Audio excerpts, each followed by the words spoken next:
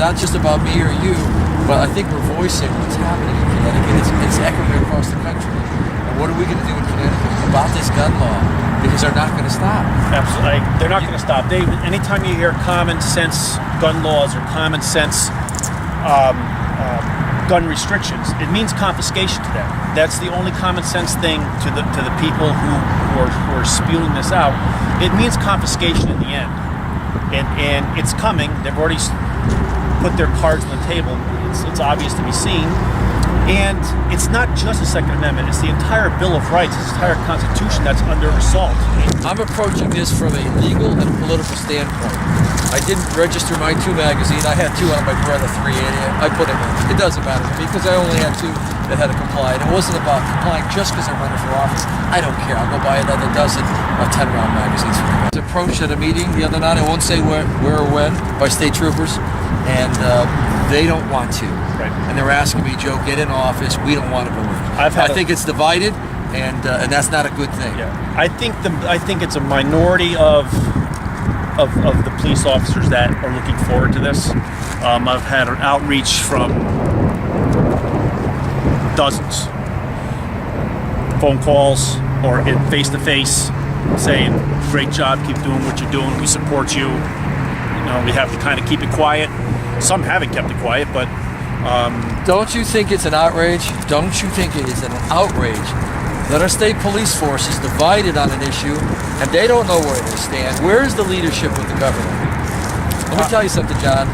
When I'm elected governor, I'll never let him do it. I'm already on the record that I will not allow the state police to come in. I'm not sending my state troopers in to come out in body bags. Right. And as a governor, you'll have the authority to call up the National Guard. This is going to reach a boiling point.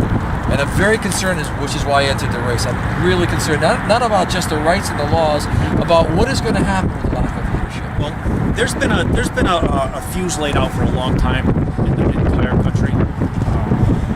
If they, I'm kind of maybe on the hot seat myself, given my current position. But I've spoke with officers and other people. I said, if you feel so fit to do this, get a warrant, come to my house. Get a warrant, come to my house. Knock on my door like a gentleman. You have a warrant. There's nothing I can do at that point. Come in and look around with a warrant. The problem is, see, they won't hit me. They're not going to do that for me, or they're not going to come to my job and get me when they know I'm not going to be armed at my job. They're not going to come in and say, okay, and then go to my house. They want the 4 a.m. no-knock warrant to cover some of these guys. Not all of them, but some of them. And they're going to crash the door in at 5 o'clock in the morning.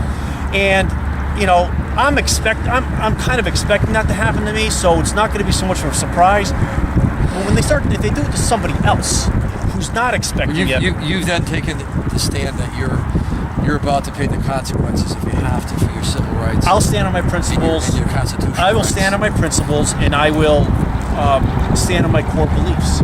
And it's an unconstitutional law is null and void. That's Supreme Court case law. It's null and void. Now, people will say to you, well, it hasn't been, no one said it's unconscionable. This is exactly right. But if you read the founders' words and you read their correspondence back and forth to each other, and you get a dictionary out from the 18th century to find out what those words that are written on that piece of paper actually meant back then, it's plain and clear that it's unconstitutional. But I believe the courts are corrupted. Politics is corrupted. The whole system has become corrupted to the point where, unless we stand up now and say no, you can kiss the republic away. I'm with you all the way. I'm doing everything in my power to make sure this doesn't go down. Okay? No matter what happens. Well, it's going to be a tough road. I got my support 100%. It's not just about the political support. It's about the fact that across this country right now, they've got to wake up and help Connecticut.